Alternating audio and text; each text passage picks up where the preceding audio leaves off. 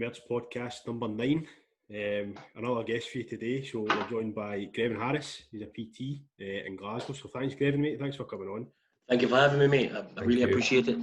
I know you'll be very busy during these times, so I'll try and fill it out a wee bit. I know, man. I know. So what's been happening? What's been the latest? What's been going on since lockdown? Have you? Because you were fairly new into the PT business, which we'll go into kind of obviously a bit later on. But how's it been since it's all kind of shut down? Has it put a bit of a halt on things for you, or?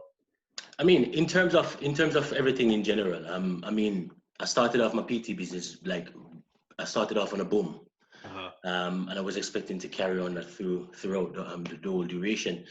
I had some plans that I was going to do for my business later on in the year, but obviously that stopped.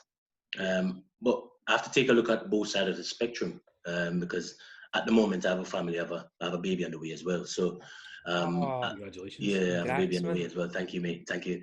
So I think it happens at a good time where I can spend time at home while work and other ways in which I can develop my business going forward. You understand? So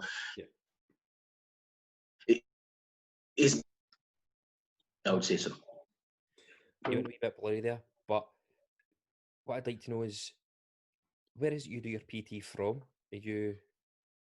Because obviously we had Graham on, and he was saying they're doing a lot of online stuff, and I had a wee nose at your Instagram, and it's just I feel like Gav brings these people to their podcast, and they're just pure incredibly handsome, and it pure annoys me. I kind of get a really good haircut, and I've put on like 3 stones since lockdown came in, and these guys he brings are pure fit and beautiful, and it's pure I just feel I'm like cry.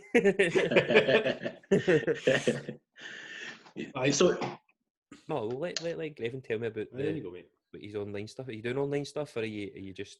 Yeah. So when I started out back in January.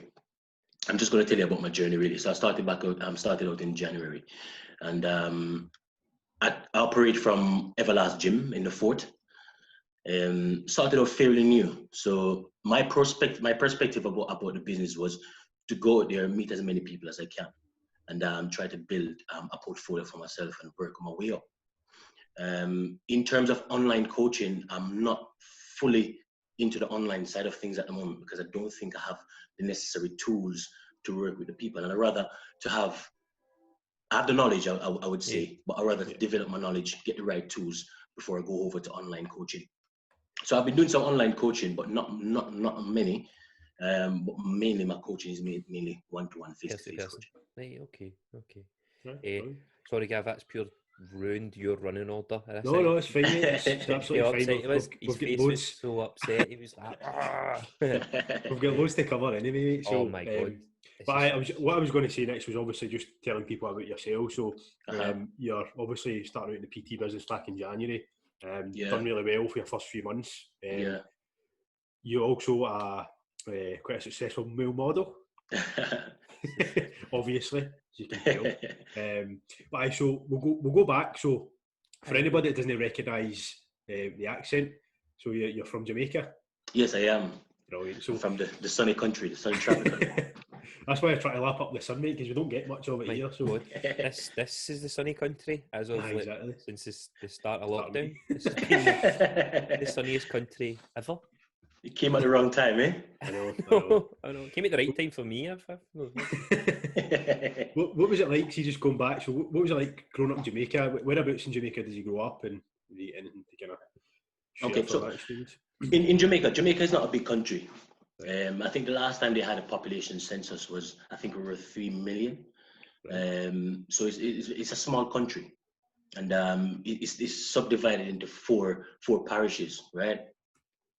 I'm located. I came from the middle of Jamaica, which is called Saint Anne. So it's the biggest parish in Jamaica, right. And it's what we call a garden parish. So that's where all the beaches are, the rivers are, and everything. And people like Bob Marley, Marcus Garvey are from the same kind of central. You understand? So I'm from a little town outside the main cities, which is called Brownstown. It's like a countryside. But it has a great community. It's a great family vibe. You understand? So it's a good place to grow. Yeah. So were you all the way for, like, obviously nowadays this Jamaica's like a destination that everybody goes to, and were you like at that area, or were you at like a total town that nobody kind of like tourists didn't come to? Or? So my town, they call it the bush, right? So you don't want to come to the bush at all. No, the bush. Right? You don't want to go to the bush at all. So we, on the North Coast, that's where all the tourist industries are, like the hotels, all the destinations. That's where all the popular destinations are. Me, myself, I used to work in a resort. Nice. So I used to work in a resort. I used to do housekeeping in a resort, and many people from my district used to come to the North Coast of St. Anne to seek employment, because there's not many employment where I'm from, because it's so country and so rural. There's not many opportunities. So yeah, the main part of this the destination was in the North Coast of Jamaica. So would you need to move to the North Coast, or could you? No, I travel. I commute. Commute half an hour. I think it was half an hour distance between. So it's not too far. It's not too far away. How big? I need to find out how big Jamaica is. I thought it was a huge. See when you said 3 million people, I thought there was way more than that. I thought it was quite a big country. It's not a big country at all. It's very, very small. Very, very small. Is it quite a big bit of land? Because I was going to say, because it feels as if you look at a map, for example, it looks bigger than what it probably is. Exactly. 10,992 square meters. No idea. No, I don't have a clue. I've got to compare it to something for you now. You're saying, but the population is at 9.235 million. So people must have left Grevon. You were so close, my God. I was so close, mate. That's embarrassing, by the way. I should have known. How's that embarrassing? I don't even know the population of Scotland. I can't believe how close you were to it. Well, you learn something every day. I know. Exactly. What was the resorts that you worked for? Was it like Rio? Was it one of the big well-known ones? Yeah, so the resort I worked for, that was it's in operation for almost, I would say 20 years actually. Wow. So it's relatively new. It has been renovated, and it's one of the most popular destinations in that region. Because of you. That's I wish that was the case. If that was the case, I wouldn't be here now. You wouldn't have left. Right, so in comparison, Scotland's 80,077 square meters. There you go. Do you want to get? Do you want to guess the population? Do you want to guess? Population of Scotland 900,000, 600,000. Is it? Oh no, sorry, that's Glasgow. Just 50 million. Yeah, 6 million. 6.2. 5.4. Close. 5.4. In comparison, Scotland is 8 times the size of Jamaica. That is mental. That's wild. It's people talk about Jamaica way more than Scotland. I can't believe how tiny this place is. Oh my God. That's brilliant, eh? I know. See, just we were talking about, like, back in Jamaica. Because your family are still in Jamaica, is that right? Yeah, so my immediate family are in Jamaica. I have some family in London as well, but my cousins and my auntie, but my mum, my dad, my sisters, everyone is in Jamaica. And have you got quite a big family, like your brothers and sisters? Or? To be honest, not really. So in terms of siblings, it's 6 of us all together. That's huge. So yeah. That's so many kids, man. I've known families that has 14, 15, What? 16. I know. So it's relatively small for us, Goes to show if there's no iPads out there. And, We just need to find entertainment, huh? Exactly. This is true. What's the script with coronavirus, like COVID-19 over in Jamaica? Has it had as bad an effect as it has? No, it's not as bad. The coronavirus was started in a call center there. Wow. And it was just a small region it was affecting at the time. The last time I checked, it was roughly about 70 cases, right. And about 5 deaths or something. So it's not really affected them that much, to be honest. That's cool that you keep in touch and you keep up to date with current affairs in Jamaica. That's really cool. I mean, I try my best. Sometimes I try to keep away, but I try my best, I suppose because if you see something you didn't like, and your family's over there, it's miles away, and you're thinking, exactly, stress me out. Definitely. So what's your kind of average upbringing then in Jamaica? Can you talk us through what it was like? So you've said obviously later on in life you started working at a kind of resort and stuff like that. What sort of things did you have to keep yourself entertained then if you didn't have like an iPad or whatever? Did you just lift weights and that's why the size you are just now? Mate, I'm going to be honest with you, right? You see, in Jamaica, I've never come close to a computer. Obviously, we have computer classes in school. That's the only time I come close to a computer. But there's so many activities in Jamaica that we can do that kids don't really get the time to go around a computer, iPod or laptop or whatever. It's just all outdoor activities. And I think it's mainly because of the sunshine and the heat. It's always warm, so there's no need to be inside the house. So we have sports like dominoes. We play dominoes, Ludo. We play on the street football, cricket, all of those sports every single day, you know, so it's always busy. In terms of growing up, I would say Jamaica is like it's a family-oriented country. And I will give you an example. Since I've come here, right, I don't know my neighbors, right? And maybe they're busy, maybe I'm busy. Probably that's one of the reasons why I don't know them. But in Jamaica, I remember my mom used to say to me, Grevon, I have no salt or I have no sugar. Can you go down to Miss Laveran to get some sugar for me? And I would just go down there, knock her door and say, Mom needs some sugar. She'll send it back tomorrow. You know, so it's like a community and we're so close, you know? Definitely. Sorry, mate. I was just going to say back, like in maybe the I'm going to say the 90s. I would say maybe even the early 2000s. People like within Glasgow, at least that I can speak for, would know their neighbours and you'd be like best friends with them and they would let each other look after their kids. Exactly. But I don't know. I feel like technology has took that away from everyone. Exactly, mate. I think it's a technology, 100%. Yeah, 100%. It's eradicated any sort of can you imagine how many people would allow their kids just to go and meet somebody in the street, go back to their house? It just wouldn't happen. I know. Do you know what I mean? And I think not even, well, obviously technology to a certain degree, but when you think about how much the media, like you hear about a lot more now, so that's why you're more scared. Scared. So especially as used to as parents, there was some article about it was this app's came out. It's been downloaded 40 million times. I think it's called Snap something. I don't know what it is though, and it's hacking people's phones. So 40 million people have downloaded this app, and it's hacked their phones, and it's stealing all their bank details and just robbing them. Wow. I'd love to just get rid of your phone and everything, but you can't, mate. You can't. It's impossible. See if we were always wealthy as Ed Sheeran, then he doesn't have a phone. He doesn't have a phone. I know. It's wild. But anyway, back to the most bloody healthiest fit guy in this bloody room anyway.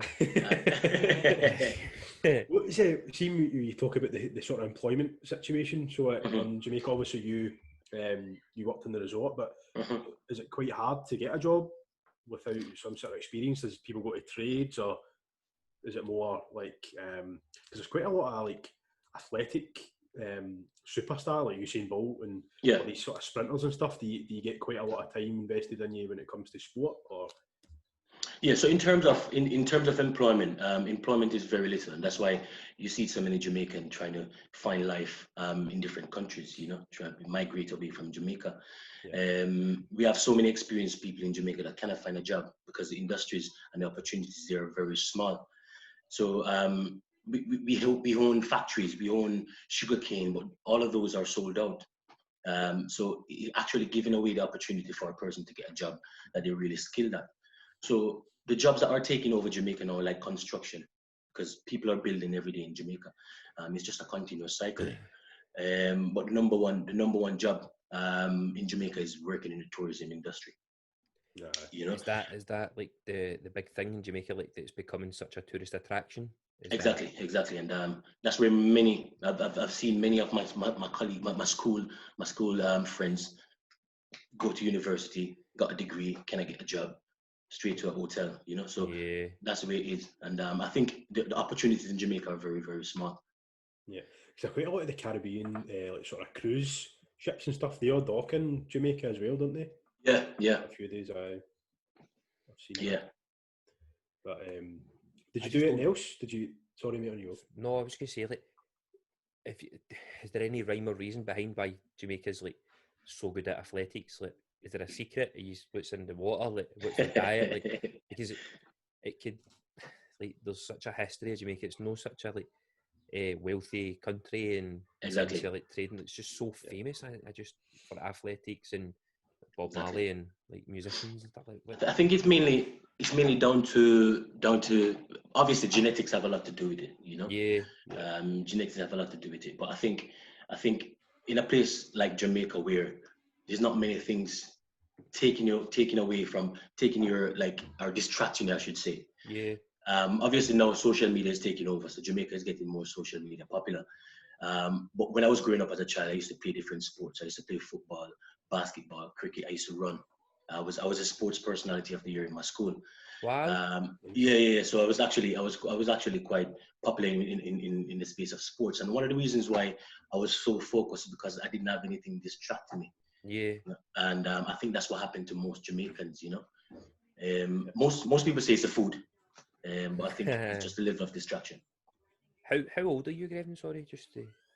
I'm 31, mate. I'm going to be 31? 32 in July, coming the 1st of July, actually. I'm 32 in September. I've been trying to keep it a secret, but if I can be I'm the same age as Grevon, so there's hope for me yet. But just like, see, when I just googled like the famous athletes in Jamaica, like, obviously Usain Bolt, Shelly Ann, she was one of the fastest women, like she was quite famous. Asafa Powell. And then you look back, and some of them, I don't really recognise these people, but I'm sure that if it's all athletics, there's no like, my God, man. How big a star is Usain Bolt in Jamaica? Is he just like idolised? He's a god. I've never met him before, but he's a god there, you know. And you can't imagine Jamaica being such a small country, and you know, he has popularized Jamaica. Obviously, Bob Marley has been the first one to popularize Jamaica back then. But Usain Bolt has came in our generation to popularize us again. So it's great, and they love him there. They love him there, you know. I think he just brought this coolness about sport. Like, he's so cool, isn't he? He's so relaxed. His net worth is $90 million. That's why he's relaxed. I know. Like, I watched the documentary they had of him, and his training was so like, there wasn't technology used. There wasn't this whole like, we need to see what your resting heart rate is or exactly your heart rate is. Sorry, just bubble there. He just trained. He hated training so much, didn't he? His trainer, he just hated it. Do you know what I'm just thinking about there? See, the reason everybody probably sees Jamaica is, no, obviously, I don't know how many people watch athletics and blah, blah, blah, but you ever seen Cool Runnings? Of course, man. Of course he's seen Cool Runnings. That was the first time, and you kind of think, you can see when you're talking about the sense of community and stuff like that, that's in that film, and then obviously they're sprinters, and then they turn into obviously the Jamaican bobsleigh team, stuff like that. Exactly. You need to now give like a detailed play-by-play, like Cool Runnings. Like, you need to tell us how it started. Let us know. Like, we'll have a Cool Runnings podcast, right? But you see, the thing is with podcast with Cool Runnings, right? I was really young there, like really young, and I remember off the back of my head, someone was saying like, there's a roller derby or card show going on down in Discovery Bay. That's about 20 minutes from my house, really. And I didn't really take it, but a lot of my friends went. And when I saw the movie published and it went so big, I'm like, oh no, I should have been there. I should have been there, you know. So that's when they were filming? Yes, when they're filming. Oh, man. But I missed it. Did they not tell you that they were filming, or like, was it just you had to guess? Or?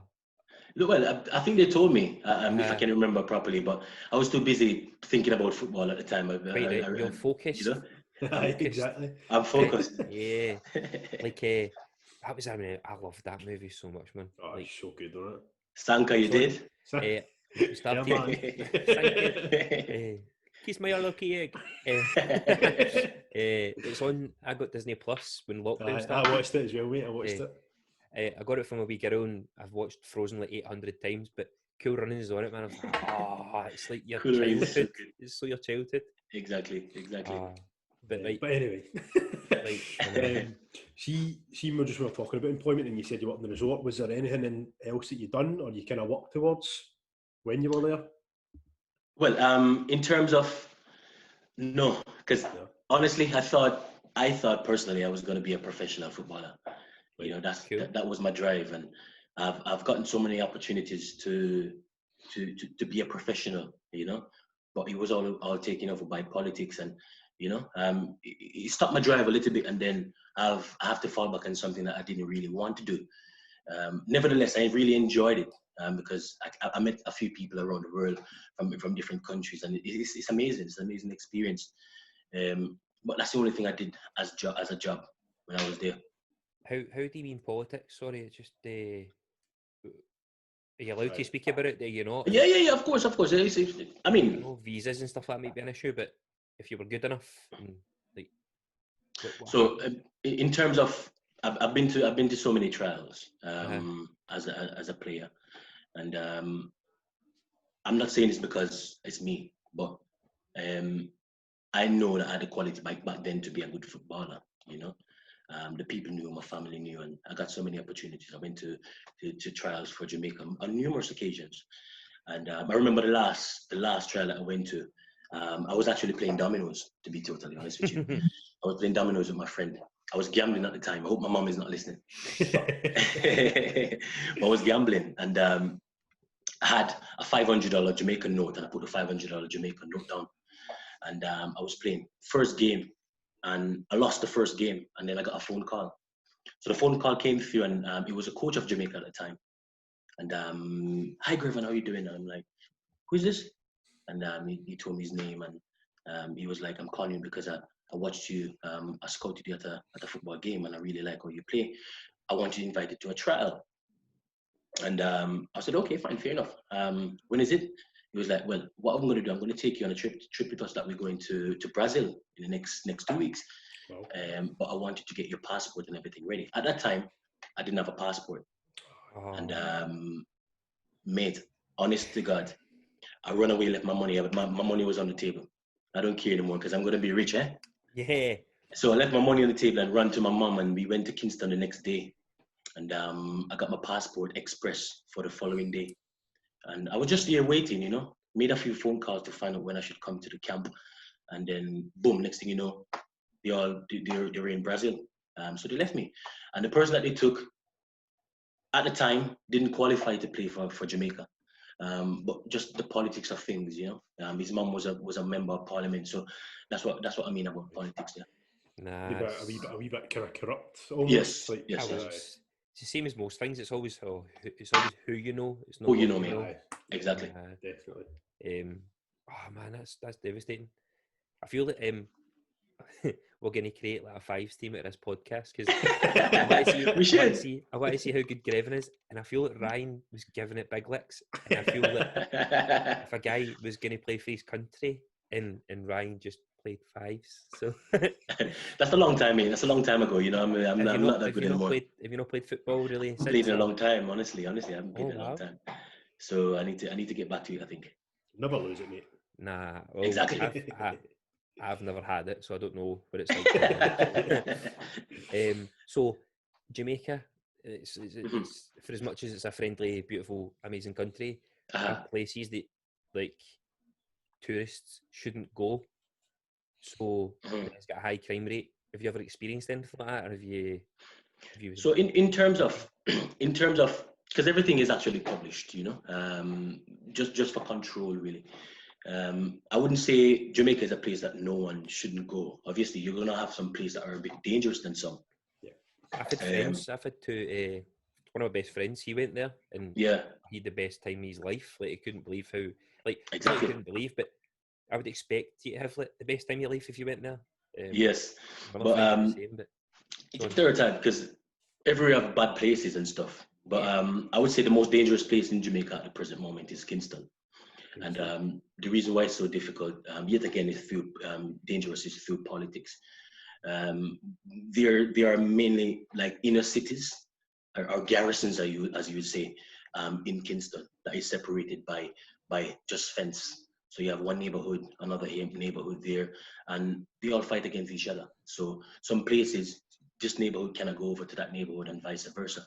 Very dangerous in the inner cities, but it's a place where they fight for a cause, if you know what I mean. They won't just see you on the street and hurt you or harm you. I would say Kingston is the most dangerous place in Jamaica. What are they fighting for? Like what's going on with the government and the people? Or do you know? Or? It's mainly poverty. Yeah, It's mainly poverty. It's a poverty-stricken city in terms of in Jamaica altogether. It's one of them places where if you have that kind of place on your CV, you won't get a job. So people turn to the likes of crime, criminality, just to make a living. You understand? Yeah. And yet again, it's down to politics again. I found I went to it's not Jamaica. It was Cape Verde. Yeah. And it was when it had only two hotels in Ireland at the time. So I got my money and I didn't know what to expect, and I was taking like so well. And I got really friendly with one of the kind of porters. He was running like from the pool and making sure everything was okay. Yeah. I was like, so what's a job like here? Like, what do you earn? He's like, he's told me how much it was in that currency. It worked out. I'm really nosy, so I googled what it was in pounds, and it was getting paid like £3 a day. I felt so horrible. It was nothing against whatever they're doing. That might be a lot of money with regards to that currency, and he can buy loads. I just felt so bad, just like giving him like some money because he was such a cool guy and so generous. For me, what is it for me? Like, I'm no rich by any means. I'm sitting on a floor just now. But like it doesn't go about like what money you've got, or like these people are just so valuable when it comes to like an economy. So exactly. They're quite within their rights to fight for just probably equality. They're just looking to be treated with regards to the pyramid of the rich or these people who are running governments should be paid well, and the people in the office paid well, and then the people who are like... That's similar when you were talking about when you'd went to done a bit of travelling and you'd went to Thailand and stuff like that, and you say that you're made to feel like you're rich, even though you're not. Like, you're just normal. Do you know what I mean? In our world, but you go somewhere else, you can. It's mental. Do you feel that? See, have you been back to Jamaica since you've left? Yeah, I've been back from 5 times, I think. 5 times. So, are you kind of seen as a bit a rich kid now when you go back? Yes, mate. To be honest, yes. And it's a bit uncomfortable as well, if I can be honest with you, because I'm nowhere near rich. Yeah. I may have a good lifestyle, but at the same time, I'm just a normal person. You understand? So when I go back home, I want to go back home as a person that left home and just coming back to just relax. I don't want to come back into a society that people think I'm a rich person, because I'm not. They should celebrate like I don't know. People are the world's just weird. Like people hate other people being successful, and other people celebrate it. Like I love seeing like all my friends doing really well, and it's just a shame that some people just get envious and jealous, and it's a shame. I wouldn't say, to be honest, I wouldn't say it's about jealousy in my perspective, because you see, a lot of things, a lot of people in Jamaica don't really have the experience in certain stuff. So in the likes of going to a place like Britain, America, generally they believe that it's a land of opportunities, which technically they have more opportunities here than what we have in Jamaica. But they don't realize that you need to work twice as hard as you would work in Jamaica. And that's where the problem comes. So we pay like council tax, we pay like TV license. We don't pay that in Jamaica. And people don't realize that we have to pay double. We have to work double to pay double. So I think it's just a knowledge gap. And sometimes you just need to tell them what it is like for them to understand what it is like. So it's maybe just information that they're lacking. Yeah, exactly. Don't pay a TV license. Just never. Quick Google that quickly. You just don't pay that. It's stupid. So you, before you left Jamaica, like you're growing up, you were quite lucky. You didn't have any like sort of violence. I don't know. It was no instances where you had big violence. It was all kind of elsewhere.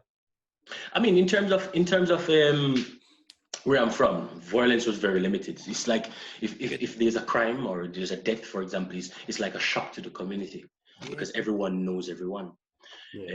So it's not so popular. But I've witnessed it before, right in front of my eyes and stuff. But it's like a shock to me. But when you go to certain places like Kingston, it's like a norm. You understand? So that's good. Then that's good. I suppose it could be definitely be worse off. Exactly. What sort of so you were always quite athletic, I'm assuming, being playing football and stuff like that, you're taking it quite seriously. what sort of fitness training could you do in Jamaica when it comes to equipment? And was you kind of sport specific? Were you training primarily for football, or were you always into kind of shape or bodybuilding or anything like that? Yeah, so before I came to Britain, I've never put my foot in a gym. I've never seen a gym where I'm from. Oh, man. I've never been in a gym. Everything is just sport specific. We used to train for football every single day. We play football every single day of my life in Jamaica, and other sports that we cricket, football, basketball, running, athletics, all of that. Just mainly sport specific. I only started training, I would say, when I came to Glasgow, actually, which was 6 years ago, and that's when I started my training journey in the gym physically. Did you move to London first? No, so I moved from Glasgow, from Jamaica, to a place called Kilwinning in Ayrshire. I know Kilwinning. You know Kilwinning, right? Heard of? I don't.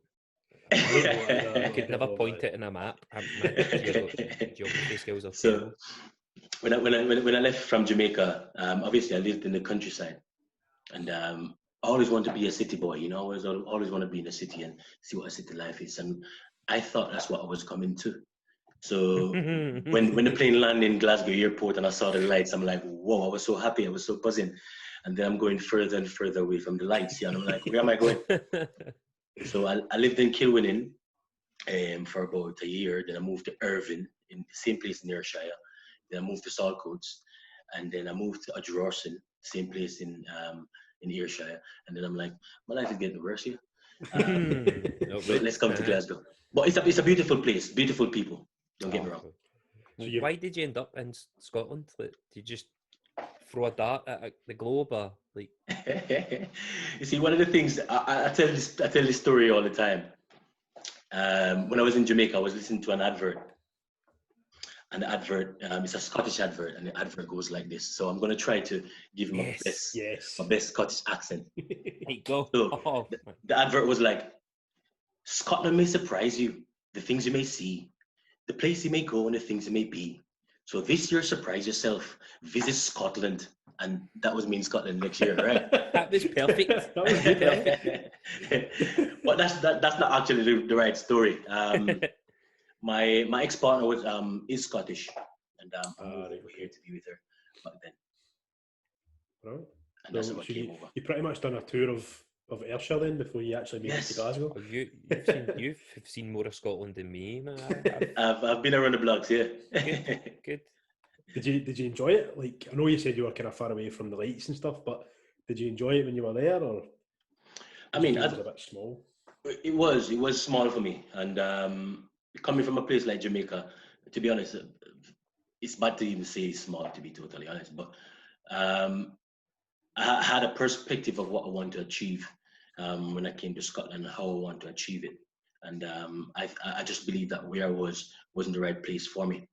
I was the only black person in the neighborhood, so that alone, I didn't have that community kind of vibe. You understand? Mm-hmm. I didn't have no friends. It took me about 6 to 7 months before I start getting into society. My first job was I came to Scotland in January 2011. My first job was in August. So as you can see, I cannot meet anyone. I cannot see anyone. So it was really tough. It was a challenging time, honestly. Especially because when you think about it's different growing up somewhere, but if you go into somewhere totally new and you're not working, you're not at school or college or university. Exactly. Who are you going to meet? Do you know what I mean? Mate, I used to watch Emmerdale every day. And Coronation Street. Corey. And honestly, Corey, if it comes on my TV now, once I hear that sound, I'm switching the TV off.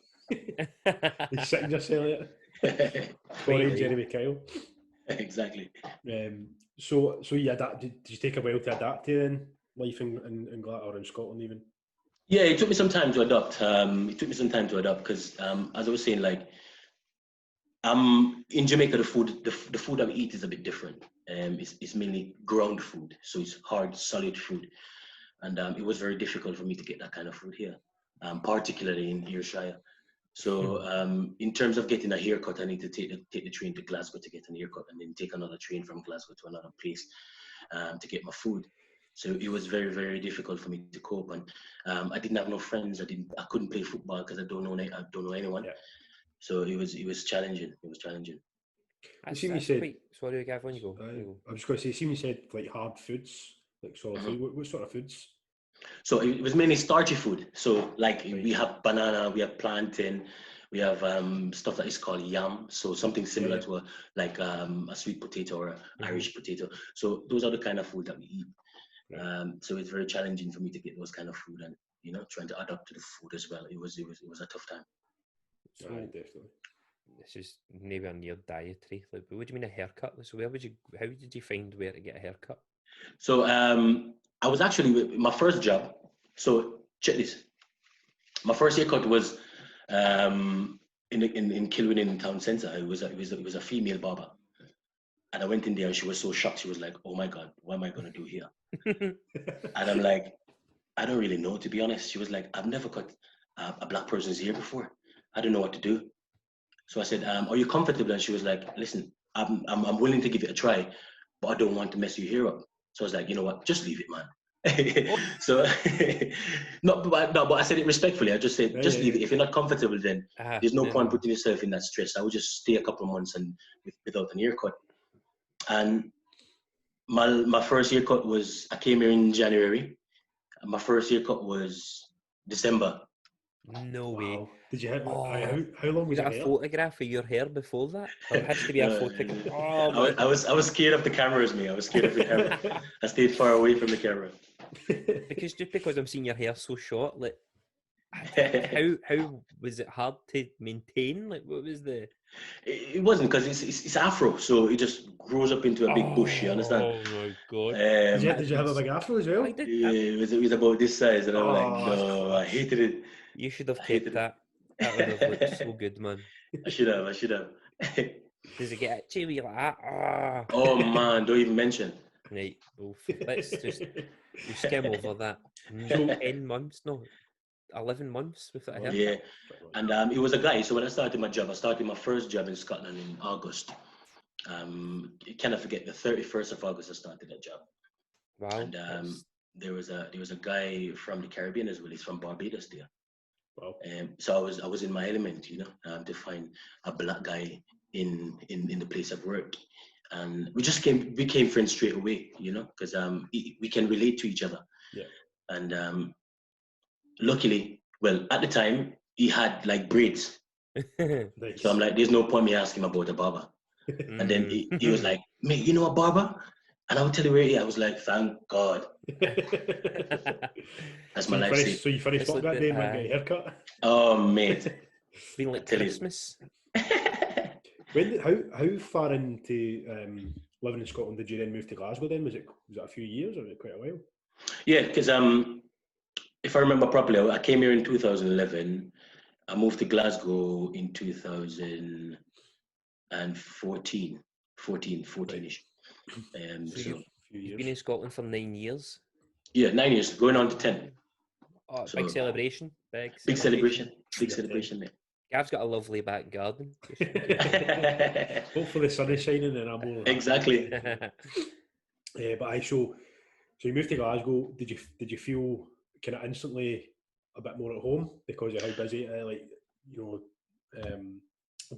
So Kilwinning, as you say, is quite a small place. So especially if you're talking to people in the black community, you might have felt a bit more at ease, trying to make conversation and try to talk.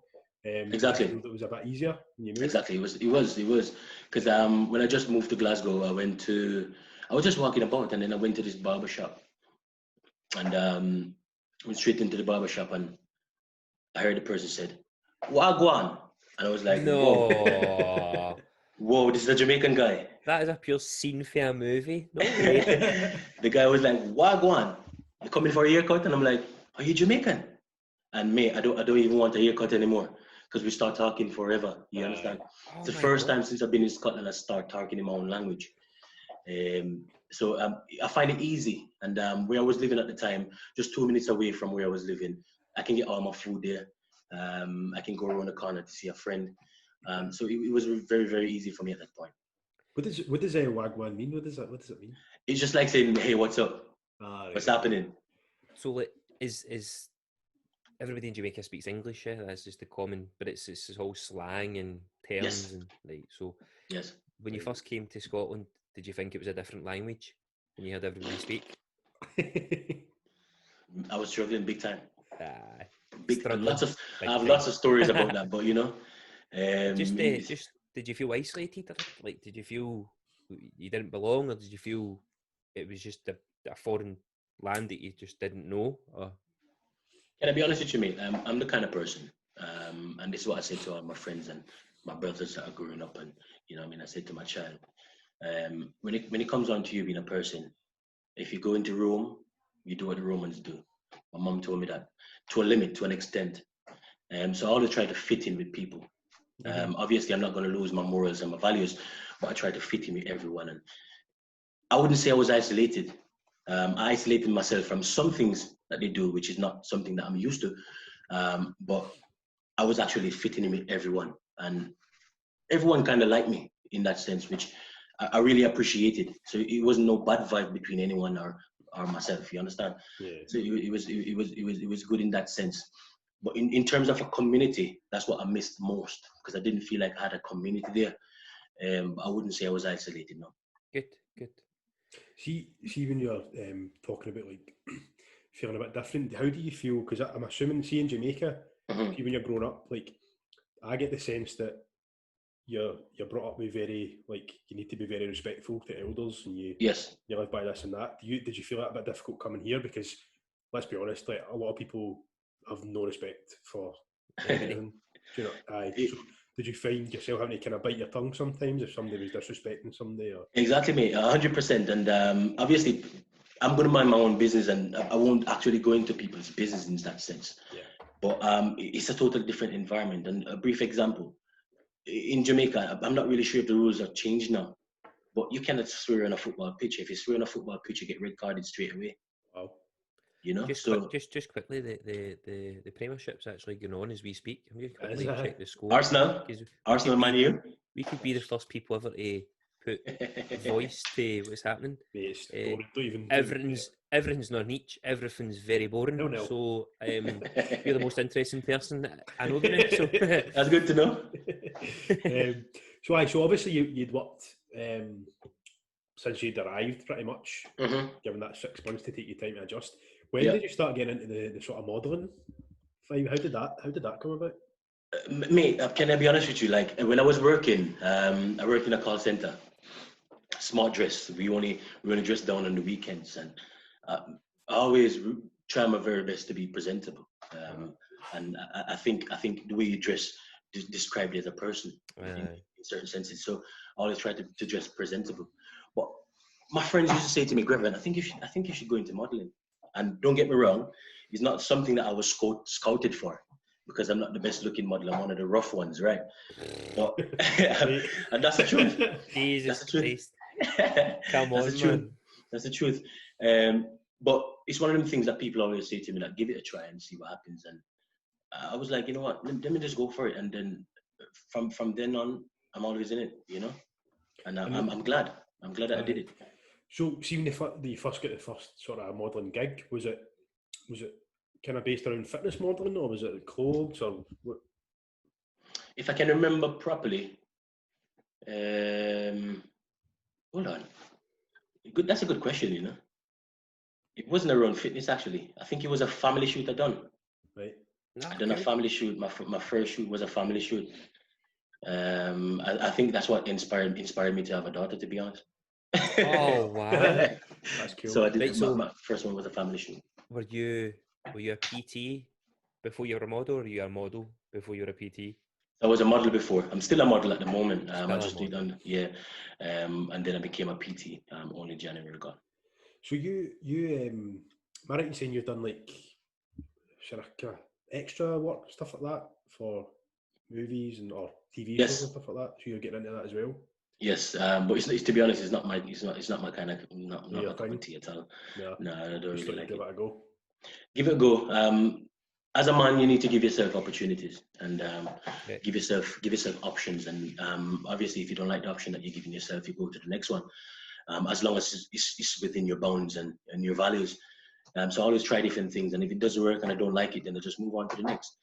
And that's the way I am, And did you always have the personal training thing in the back of your mind that you were maybe going to try it one day, or? I always want to do it. But I'm not a man that likes studying. I hate studying. So they are. So they are, yeah. Hate it. Hate it. And every time people say to me, Grevon, you should be a personal trainer. You do so well. And I was like, yeah, I'll do it. And then next month turned into a year, and then a year turned into 2.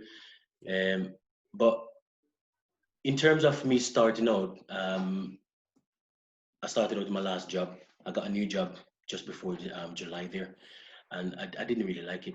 It was stressing me mentally and physically, and I decided that this is the best time for me to take a personal trainer. And to be honest, it's the best thing I've ever done.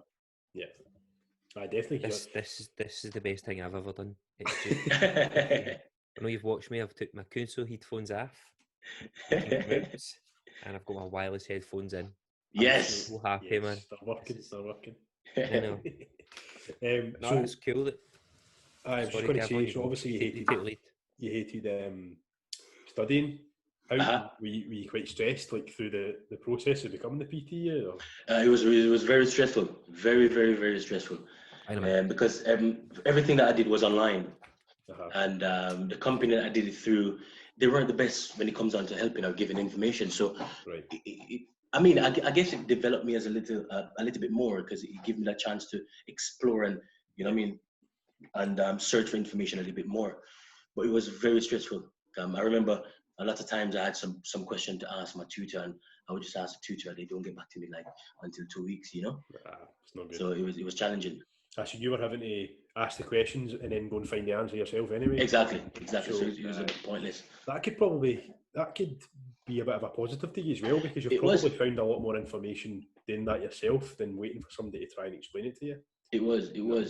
But you see, sometimes, when you go on Google, for example, and search for a particular article,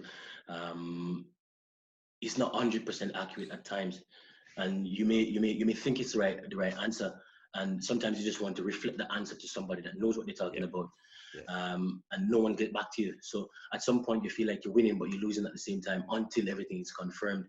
So when it comes down to getting my papers marked or stuff, my exams marked and stuff, I was very stressed, because leading up to that point, I don't think I was on the right track, And you in your mind, you're probably thinking you could have completely misread. Exactly. And you've wrote something totally different.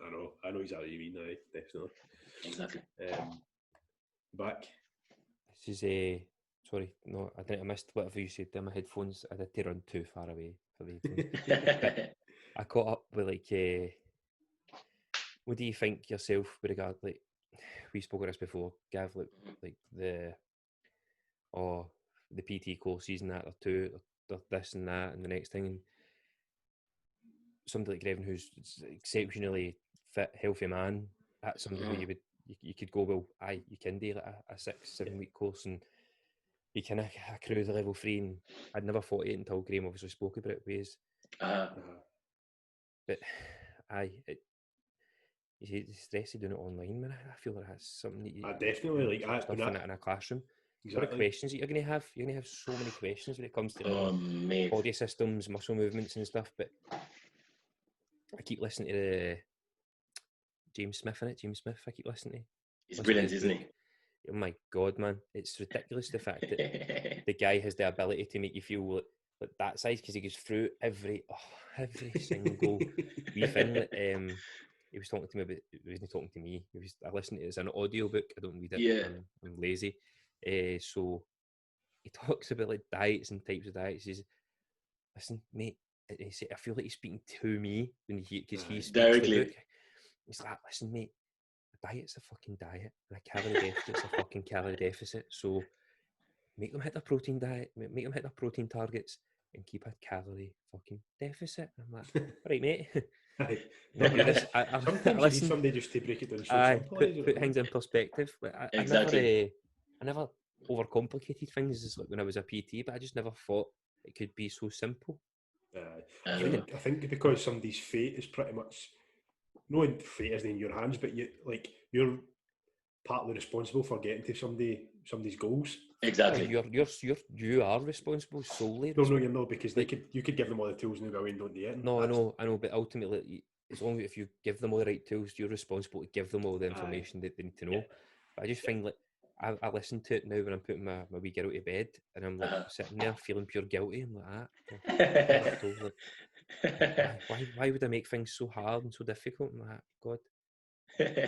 But no, like people like yourself who like you've done sports all your life and you've grown up around like a good diet, a good living, and like these are all the tools that you've learned, and this is kind of it's a shame to say like this is the stuff we've kind of had to learn in a sense. Exactly. A lot of people in Scotland had to learn what's a good diet, and it's a shame.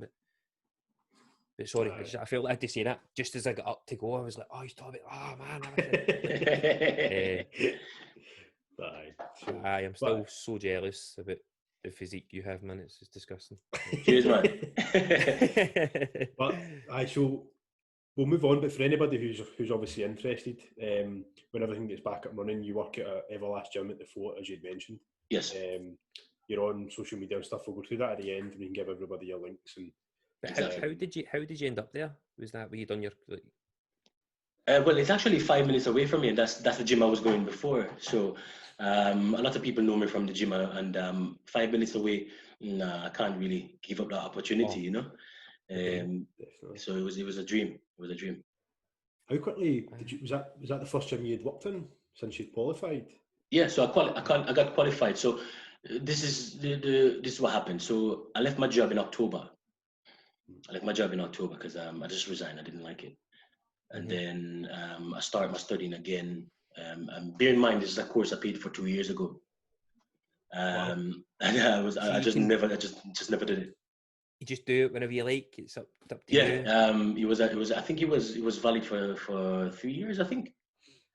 And you can just do it whenever you want between that period. But I haven't done anything. And I resigned my job in October, and I was like, this is the best time for me to just do what I want, take the step, and just go for it, you know. And I start my course again in October, and I pass everything by December. Good. My level 2 and level 3 by December, and then I start working in January. So going to the gym, I had this expectation, you know. I was optimistic, and at the same time, I was realistic as well. Thinking that, okay, I need to brace myself for hard times because I need to try to sell myself, try to meet people and greet people. But to be honest, I had a great start, and I'm very grateful for that, you know. I started on the 15th of January, and by the 15th of February, I had 13 clients, you know what I mean? So it was a dream. It was a dream. That's class. That's really it was a dream. See, just quickly, we level 2 and level 3. Was there any practicals? Like, where would you do your practical exams, or was there any, or was? Yeah, so everything needs to be done through video. So videographing. Nice. So I used to take my clients to the gym, and then we do that at the gym. But it was a long process, honestly. I would never do it again.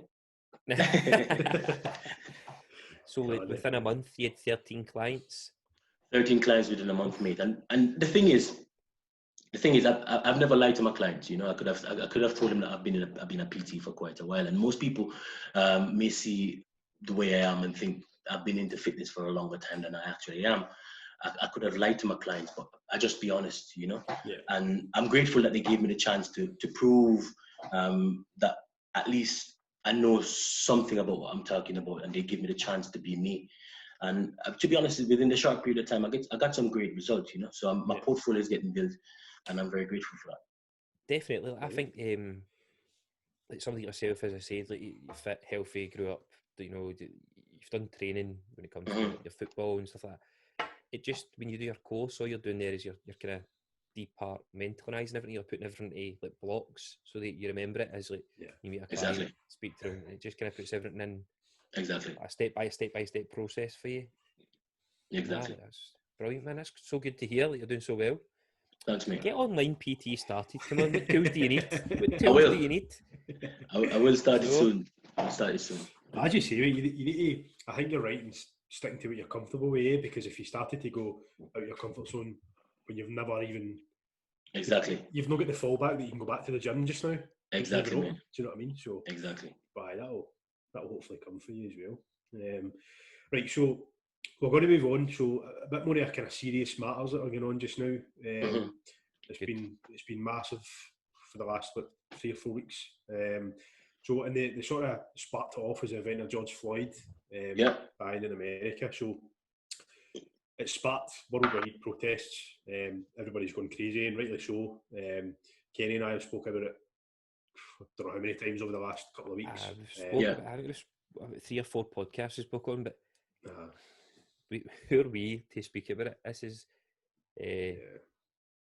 I just want to know what your take on it is, and if you've ever experienced anything like that before, or not to that extent, obviously, but it'd be interesting to see, just to get your views on it. I mean, racism, when it comes down to racism is a complicated subject. It's a very complicated subject, and on both sides of the spectrum, it's very difficult, and I will try to explain it to the best of my ability. I've been a victim of racism before. Here, and I was living in America. I was a victim in America as well. So I know what racism is like. But racism is a thing where I would say it's something that I classified as 3 P's. So PPP, and the first P is politics. So racism is taught by politics, where people are subdivided, and some people feel superior and some people feel inferior. Then you go down to racism has been publicized. So if you take a look at take a look at the commercials. Commercials start involving Black people and mixed people and stuff like that. So it's getting there. But before that, everything was just white. So everything has been published about Black people was on the negative side of the spectrum. And that's where the problem was. And then the next P is down to parenting, because racism wasn't actually grown into people. It was taught. And I think that's where it's coming from, the lack of knowledge and the lack of experience that caused the world to be so hated, and so much hatred in the world, to be honest. I agree with it. Like, parenting, like, it's not, like, racism isn't genetic by any means. It's not 100%. It's wild how I just feel that the world's out of control with all this. Like, so 100%. What was your first experience with racism? Was it in America? It was America. Yeah. I went to America for an exchange program when I was in college.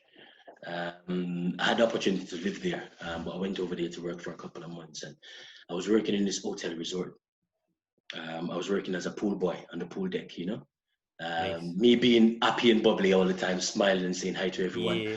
It was just a norm to me, because in Jamaica, our motto in Jamaica is out of many one people we're one.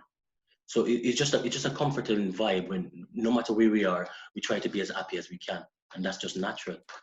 And I remember I was on the pool deck, and I walked around the back to put the pool stuff and the equipment back, and these 2 girls was walking towards me, and I was like, "Hi, how are you doing today? And how's your day and stuff?" Just normal conversation, and one of the girls started talking back to me. "Hi, my day was good." So I said, "Where are you from? Are you from here?" And they were like, "No."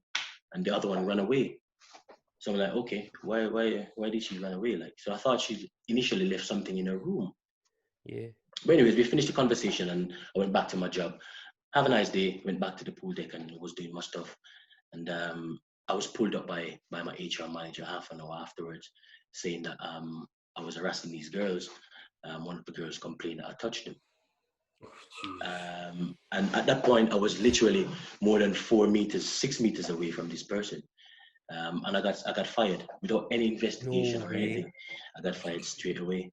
So that was my first kind of experience. Yeah. And at that point, to be honest, I wasn't even thinking about it as racism. At that point, I was so naive to it, because I was so young at that point. But once I get a little bit older and I start understanding, I was like, no, that's it's so bad, That's mental. I can't believe that. It's like, I don't know, like, me personally, I will never know the struggle. Well, I don't know if I'll know. Maybe I will in 15 years' time. But me personally, I've never experienced it, because obviously I'm a white guy from the UK. Yes. And I personally would never have thought of that. Like, an instance, I would never have thought, that must be because of the colour of my skin. Like, yes, I know. Like, you personally, like, such a happy, bubbly, positive guy, you never thought of that as well. Like, it's crazy, because as I was saying, it's a touchy subject, and when it comes on to racism and colour and all that, I'm just going to be honest, 100% honest. I've been in places where I get less opportunity because of my skin color. But so? I don't let that. Yes, 100%. But to be honest, I don't let that define me as a person. Yeah. You know, it's just another door that is closed where another door will open at some point. I will get accepted somewhere, and that's one of the main problem with most Black people that I know. Obviously, we get less opportunities. We've been treated less fairly, but that shouldn't stop you from trying to achieve what you want to achieve in life. Do you think that's what's maybe sparked you to try and work for yourself? Because then you're thinking it's in your hands, and you're a freelance personal trainer. You can kind of like almost dictate your own future without having to even worry about something like that. In terms of the works that I've been in, my jobs and stuff, to be totally honest, I've never been to a place where I've been treated unfairly in work. I've been given numerous opportunities in the jobs that I've been into. I'm talking examples and experiences outside work where modeling, for example, and other experiences that I had. But in terms of me going into personal training on my own, that's just a personal development kind of thing. Right, okay. So, that's fine. Sorry, when you go, there's something I had a wee article on like the whole like the lead up towards like George Floyd and the people before that and sort of things. But yeah, would you think like do you feel like maybe the colour of your skin or your physique, maybe so much your physique, but the colour of your skin's helped you in any way? Like, of course, there's been positives in the sense that that's maybe why you get into modelling, because of like your genetics and where you were from, or yeah, and that's what I'm saying. It's like it's two sides of the spectrum, and if you look at it on only one side, you may stop your own opportunities, and that's the reason why I don't look at it that way. If I get knocked back by something, there could be clear signs to say, okay, Grevon, you've been knocked back because generally, I personally believe that it's the color of my skin or just where I'm from, or you know what I mean. But at the end of the day, I give myself the opportunity to go somewhere else and search, because somewhere it will happen. You understand? So positive, man. It's just like like a lot of people. It's just a shame that something like this has to happen. That's the thing. That's what I was going to say. Like, it's just terrible that. Do you feel? See, when you were in America, do you feel as if the racism in America is much worse than it is in the UK? It is in Scotland. 100%. Because that's why Kenny and I struggle, or even anybody that I know struggles to understand it, because for us, that's not even, and that's not in our mind. Do you know? So that's how we find it hard to understand why it's an actual thing. Do you know what I mean? And I always feel, I'd probably say, like we spoke about this in the last podcast. I struggle even counting one hand the amount of even racist comments that you hear. But sort of, like, do you know what I mean? But I definitely feel as if in America, it's like it's crazy in America. It's crazy in America. As I said, I was living in America, so I faced it. I was living down south as well, so I was living in the Confederate state. Yeah, I was living in South Carolina, so it was very, very challenging for me down there. Working alongside people like Mexicans, which I love dearly. In fact, I love everyone. But it was just constant struggle for me, myself, and those kind of people in life. And one of the things is, and I think that's why the Black community has been so outraged. Yeah. Because as a white person, probably you won't understand what racism is, because you won't understand. There'll never be a moment where I can go, I understand that now. We can only go on what people tell us on their experience, and that's how. If I was ever going to talk about a subject in depth, I would only talk about it with somebody who's experienced it, like yourself. And exactly. So something as simple as it's something when you get a racist comment that is actually directed to you, it's something that can affect you for a long period of time. Something as simple as going on a bus in Glasgow. I see that personally for myself, where the black people coming onto the bus will get inspected more than a white person. They will look at your ticket for a longer time than normal. Really? And I've seen so many times where I come on the bus and I've been asked to come back for them to check my ticket again. And then a white person in front of me went straight on. But if you're not strong enough or strong-minded enough, it could be anything. It could be It could be generally wanted to see the ticket to see if there's something actually wrong with the ticket.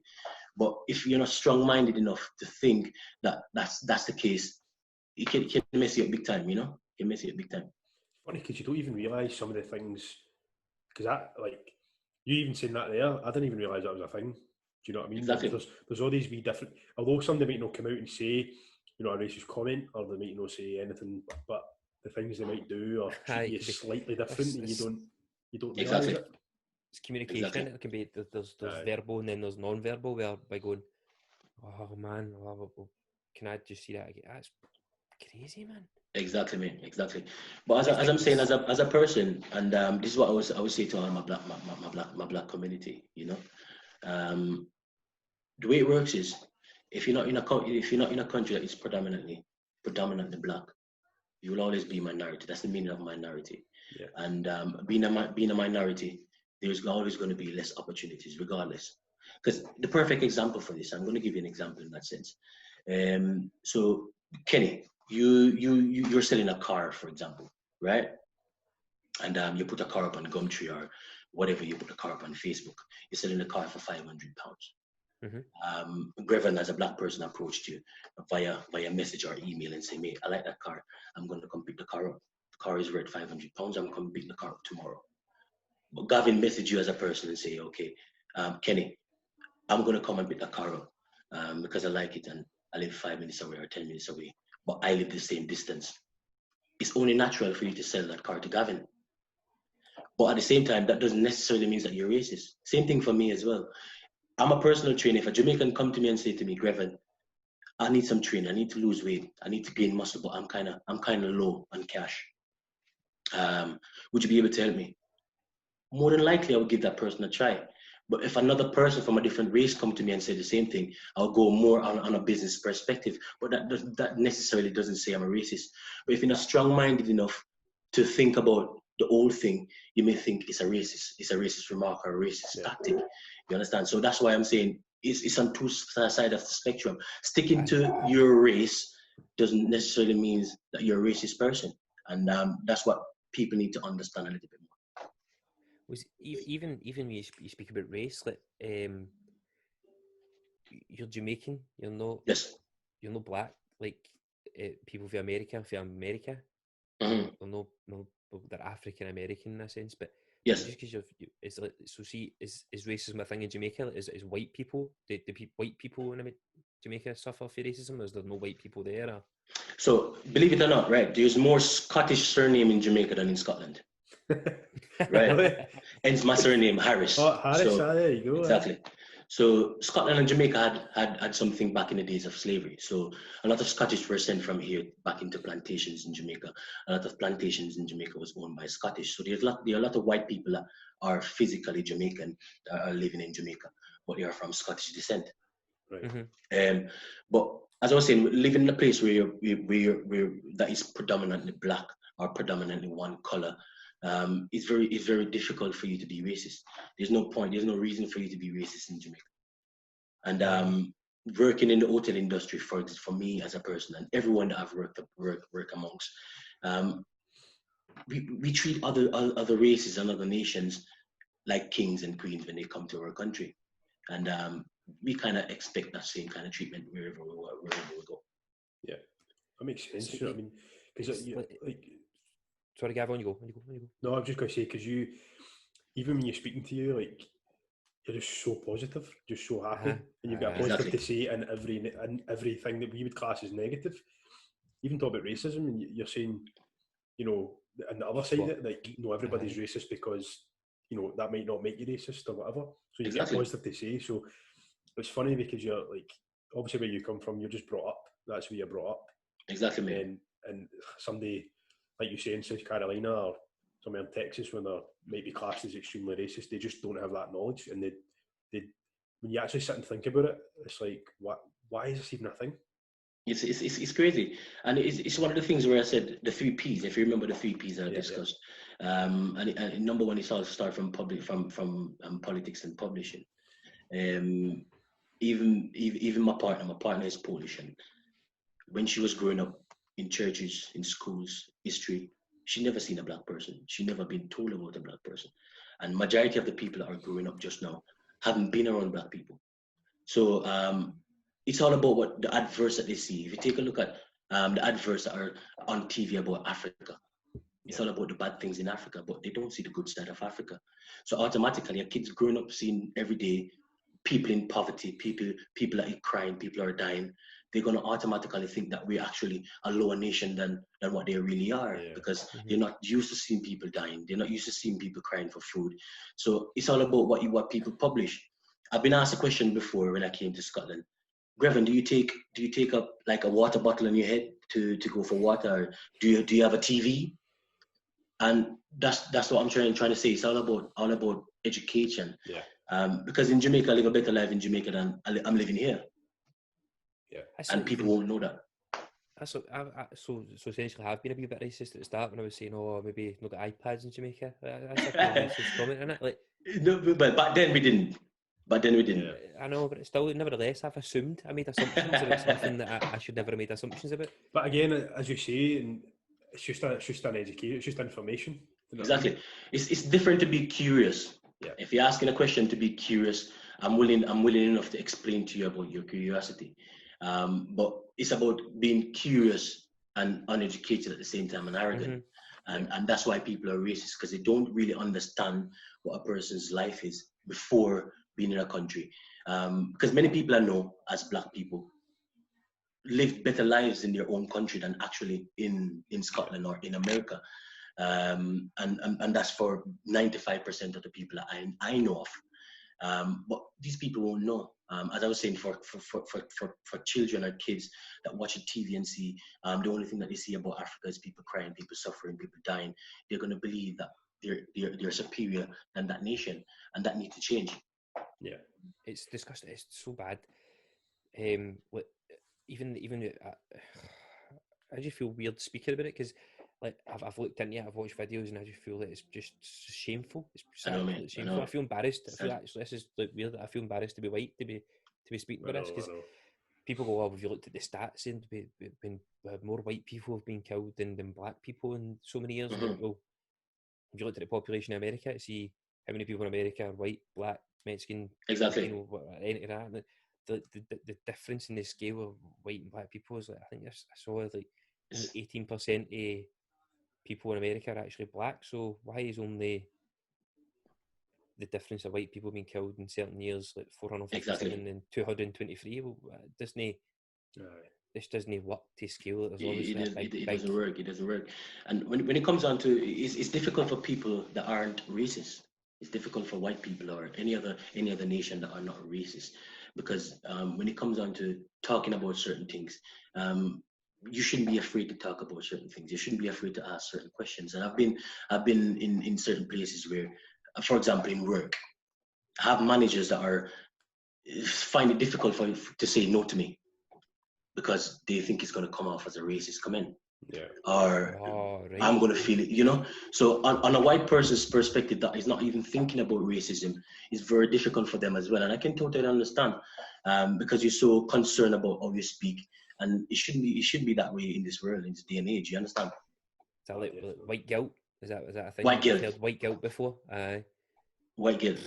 Wild, like I've travelled. Like I've been to like Thailand, Vietnam, and Brazil and stuff, and I expected to maybe come across and like see the other side of the coin, and maybe like I was a minority in that sense. And exactly, it was just the complete opposite. It was people were too nice, people were overly friendly, and I was like, it's like crazy how I wasn't expecting to feel racism or experience any sort of. I just felt like I was the minority now, and I wonder how this is going to work for me. And it just never had that. It's crazy. But I'm so glad to see so many people coming together. People say like the All Lives Matter thing, and like, well, this is why All Lives Matter, because everybody should care about everybody's life, so we should all band together and stop. Exactly, mate. Exactly. I'm so glad to see. So glad to see so many people coming together for a cause. You understand? And most people will realize that the fight for equality just now in the black community won't only fix the black community. You will fix everything. So it's a fight. It's a fight for equality altogether for every nation in the world. The only thing I don't really agree with is the I would say the destructive protest. I think they should protest peacefully. Yeah, that's the only thing I'm against. 100%. We spoke about that as well, Kenny. We spoke. It was weird. It was the day after we actually spoke about it in a podcast. I was saying I wish I'd watched the full. Joe Rogan had Reggie Yates for the Late Late Show. Yeah. He was on that, and they were speaking about how there was all of a sudden these random pallets of bricks being dropped. So the day a peaceful protest was going, they dropped pallets of bricks around the route of the protest. And during the protest, people started throwing bricks, and apparently there was some sort of what would you say, like a investigation or something? I don't know. I'm trying to say that there was rebels within the realms, and that they'd organised these people to go in the protests to start a fight. They trying to make it as if it was a negative thing these people were doing, when they were peacefully protesting. Exactly. But people were put in these protests to make it as if they were trying to cause anarchy. And Joe Rogan said that they caught somebody, pinned them down, and they were dressed head to toe in military grade apparel. Wow. They had like all sort of like camouflage stuff on, or like all black sort of stuff, and it turned out that guy was a police officer, and he was ripping into these big pallets of bricks and throwing bricks at places, trying to kind of make the government go, well, this is the government would go, oh right, well, all Black Lives Matter protests are causing anarchy within like these states, so we need to stop them. Whereas it wasn't. It was set up by people who I was listening to again, it was on Joe Rogan, but Ronnie Coleman. He done one just last week. You listen to that, it's brilliant, because he was in the police force. As big as Grevon, was he? Grevon is but he was in the police force while he was Mr. Olympia. Yes. And obviously Joe Rogan was talking about what the situation's been and asking his thoughts on it, and he just said, like, he said that the main problem is when you think about the amount of kind of meetings daily that cops have with the community, it's probably millions, but it's these bad apples within the police. He said, I think we should stop focusing on, well, maybe start focusing on people who, like the recruitment process and background checks, and seeing what these people came from, who their family, what their, do you know what I mean, what their morals are, because that tends to, there's always a bit of what do you call it? A bit of connect somewhere, do you know what I mean? I would actually, like Grevon says, with the 3 Ps. Like, where did you learn that? Who taught you that? Like, that's such a positive. Like, that should be one of the things that's taught to people. Like, that's such a cool way of putting it in perspective. I mean, it just came off from our own knowledge, you know. It's something that I've been thinking about throughout this whole pandemic and throughout this whole Black Lives Matter kind of campaign. And if you take a look at it, right, and I'm going to touch a little bit about stuff that I know of and I read about and stuff, which I don't want to go too much in politics, but in terms of understanding racism, and this is why most people go wrong. Most Black people go wrong, because I don't know if you ever heard on a TV or on a demonstration, you hear people asking, Black people asking, why us? Why so long? They just don't understand why. And it's one of them things where, let's go back to history. So we're going to go back a little bit into history and for you to understand where we're coming from. So we as Black people, we once ruled, we once had royalties, we once were kings and queens. But it's more than that now. We're talking about today. But back then, we all had that. And one of the things that happened when slavery had started and we were distributed to different countries in the world, the first people that sold us out to slavery wasn't a white person. You understand? It was Black people that sold Black people to slavery. So from there, we lost everything. Africa as a country is the only country in the world that Black people are predominant. So that should tell you something. That should tell you, say, okay, look at China. China is taking over the world just now. places like America are scared of China because they're taking over on a technology spectrum. They come together as a country and build their own infrastructures. And that's what Black people lost. So we lost it from then. In terms of Africa, for example, again, we have the best medical teams, we have the best medical personnel in Africa. But if an African is ill, he will be traveling to Europe or the USA for treatment. You understand? So we gave away our own strength to other nations, and we lost that. I mean, we'll never get it back until we regroup again and come back as a nation. But what I would say to all my Black people, like maybe some Black people will be listening to this podcast, we just need to love each other. Because on a personal perspective, and I'm talking in general, I've been to so many communities, and even though I've faced racism here in Scotland, I've faced racism in America, I've been to multiple white communities, and I've never felt scared in a white community as I do feel scared in a Black community. So it's two sides of the spectrum. We just need to love each other. You understand what I mean? And try to work with each other, help each other as much as we can before we seek love from anybody else. You know what I mean?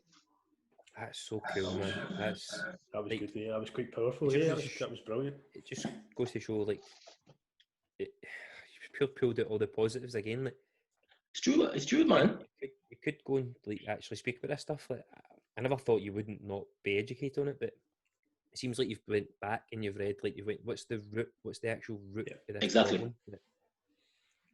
Wow, man. Like you say, it's quite difficult for probably you to sit and listen to somebody who doesn't know the root, where it's came from, and they're just saying stuff, they're jumping on a bandwagon, or they're trying to cause trouble or whatever. But so you've actually went back and you understand what's happening, and you understand how it can get back to where it was. You know what I mean? So I don't get it. Like if you look at like the modern day, like I'm going to sit and name names. Like, so if you go like Usher, Sean Combs, Andre 3000, Lil Wayne, Jamie Foxx, Dr. Dre. This is Dave Chappelle, Will Smith.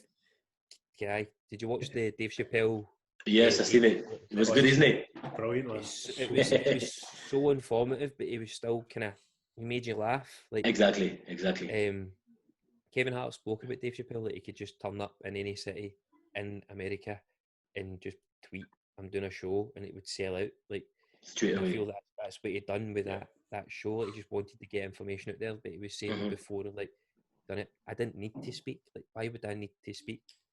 Like, who am I? And it's just so cool that he's so humbled.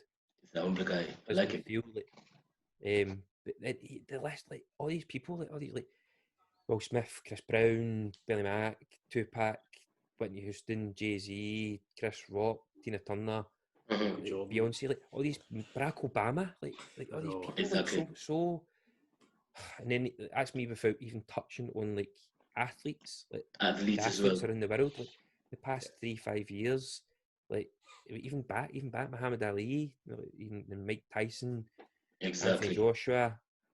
Yeah, that was so many. But there's so many more. Just I feel that way. I've put myself under too much pressure there. Like, I was going to say, continue. Serena Williams, Venus. But like, how is that? Like, all these people that people idolize, all these people, like, day in, day out. So it must be a minority that gets a grip of people and maybe brainwash them. But it goes back to this free peace thing. Oh my, I cannot get enough of that. That's so cool. Yeah, man. It puts everything in as a 4P, like, perspective. Like, it puts everything, it just puts everything in a nutshell. It's just like, it's a minority, mate. It's a minority, and you know, it's so good to see, like, the majority of people just not appreciate love than the minority, because the minority of people just know that are eight in the world. They are the powerful ones, and everything is just beyond us. You know, I'm just glad to see that the majority of people are coming together just now and trying to make a change at least. You know, correct. Trying to make a change. That's the main thing. Just so I can kind of like Magic Johnson, Kobe Bryant, James, Tiger Woods. I can't even believe he's on Google. Michael Jordan. I'm so on Google, definitely. I've been watching the Michael Jordan. I've watched the Last Dance. That's the second time I'm watching. It's amazing, isn't it? It's unbelievable. I just don't. this is when my brain just doesn't switch between. You see one side and then you don't realise the other side. Exactly. So as you can see, like we as a black nation, we have contributed in the likes of sports, in the likes of entertainment. We have done our country, and that's what I'm saying. Like, it's always going to be 8, because when you realize that there's so many black people are powerful out there, but it still seems like there's no power within the community of blacks. Yeah. People will then start asking the question: is it jealousy? Are these people jealous? Are these people hating us because we can do what they can't? But at the same time, everyone can. Anyone can.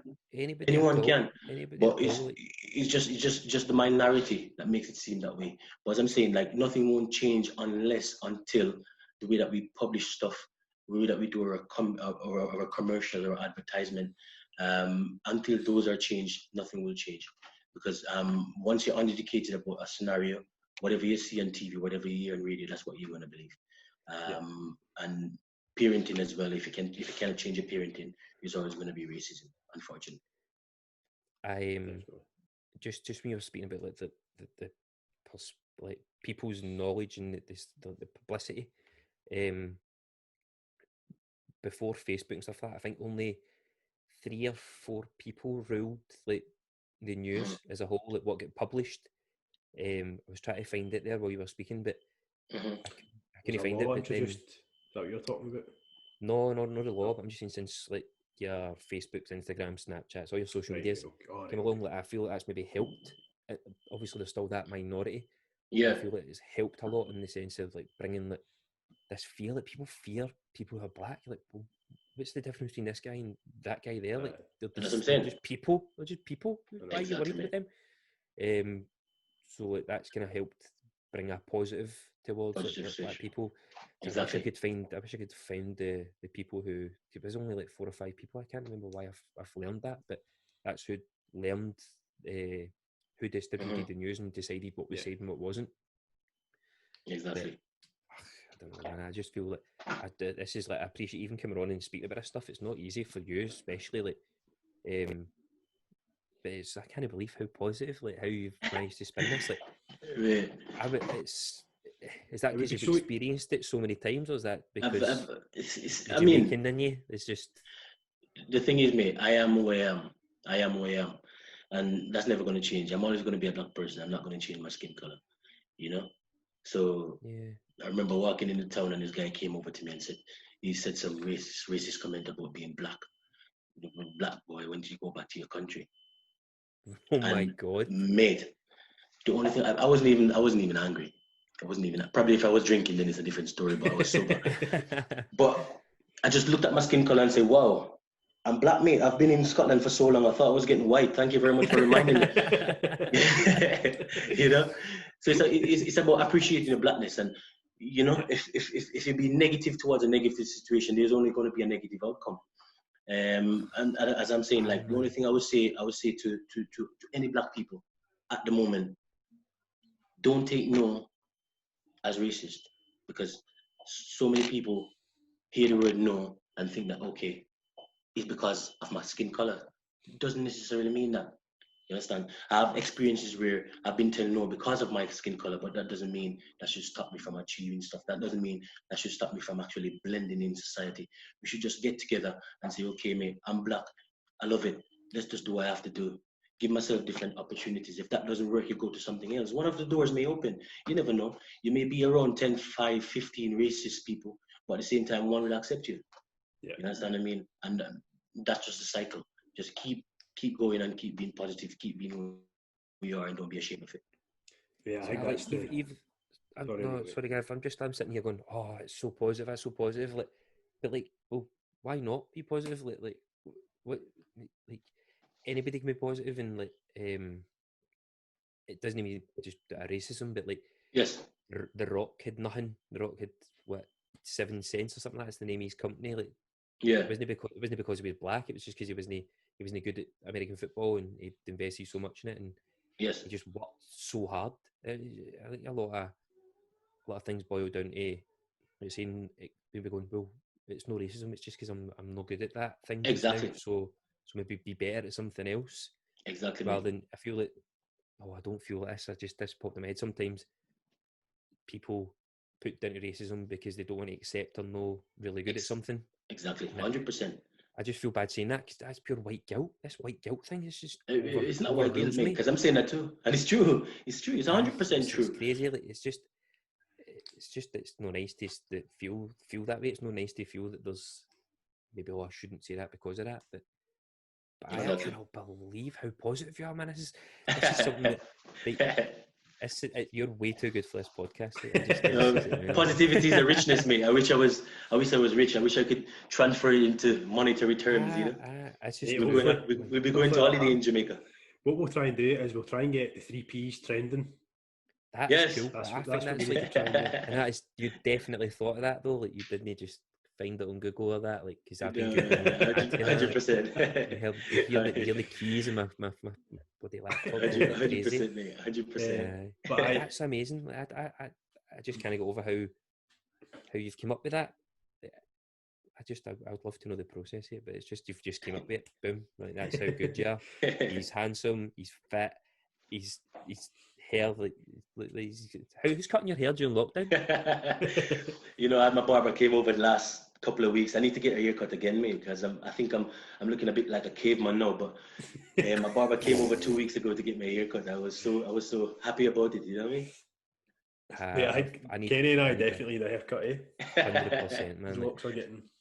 It's just because you can see all my greys. I'm so grey. It's crazy, man. So, mate, what a pleasure. Thanks very much for coming on. Mate, thank you for having me, man. I really appreciate it. My first ever podcast. It definitely won't be your last, mate, because you were too good at it. First ever podcast. Just quickly, I was googling the football scores there. Man City are 1-0, but Raheem Sterling, he's a big advocate for it. They've started. Yes. This is going back again. Like, they've done like the bands thing, the black and white bands, and then they've done like show racism, the red card, and then they've done another thing tonight. I just seen clips of it on the news. Mm-hmm. He's so big on it, like, and no wonder, like, he has been really, really ridiculed for the colour of his skin, which is disgusting. It's bad. But I just wanted to touch on that there. Just I saw he scored the first goal for Man City there. Well, that's. I don't like him for that because I'm a Arsenal fan, man. Oh my god. Are you? Yeah. You should remind me about that. Who's your favourite Arsenal player? Was Thierry Henry, mate. Thierry Henry was the best thing ever. I loved Henry, man. Actually, man. I couldn't believe the finesse that guy. I mean, I don't know if it's a French thing, but he just oozed class. I bet he could still play. He still does. I was going to say he still does. Like, he's so amazing, isn't he? It's a shame Arsenal. Arsenal are just. I know, mate. Who's just quickly before we finish? Who's your favourite ever Jamaican sportsman? My favourite ever Jamaican. I would say Usain, because before him there weren't anyone that was high up in the spectrum, you know. So I'm going to say definitely 100% Usain Bolt, and I hope I can meet him one day. By the way. Oh, me too, mate. That would be amazing, wouldn't it? I think it would be hi, Graf. Okay. we need Grevon to meet him, and just by chance, just remembers us like that whole Jesus, that guy just how cool it. Like, I had 10 chicken nuggets. I went a wee run, and it turns out I'm the fastest guy ever and broke a record. There we go. All right, guys, absolute pleasure, mate. As I say again, Grevon, thanks very much, mate, for coming on. No worries, mate. Been a breath of fresh air. Big time. Thank you, mate. We've got an intro that has your Instagram. But is that all you're on? Yes. So my personal training platform is Grevon Harris PT on Instagram, and you can find me there. At the moment, in terms of content, I'm a bit quiet, but there's work in the making, and that's something I'm going to do in the next couple of months. But big things to come, because I believe in what I do. Definitely, man. Yeah, and then I'll get what I want, you know. Brilliant. 100%. What is your main goal? What are you looking for? Do you want to run your own gym, or? Yes, mate. I want to have my own gym space at some point. And train from my own gym and stuff. So fingers crossed that will happen in the next couple of years. definitely. A focused person, eh? Very, very focused. Exactly. Well, take care, mate, and all the best, man. Hopefully, sometime soon when you get your own gym space, we can come down and definitely look at it. Maybe no train, but look at it. All right, no worries, mate. Right, thank you for having me, guys. Right, guys, thank you. Bye-bye. Bye-bye.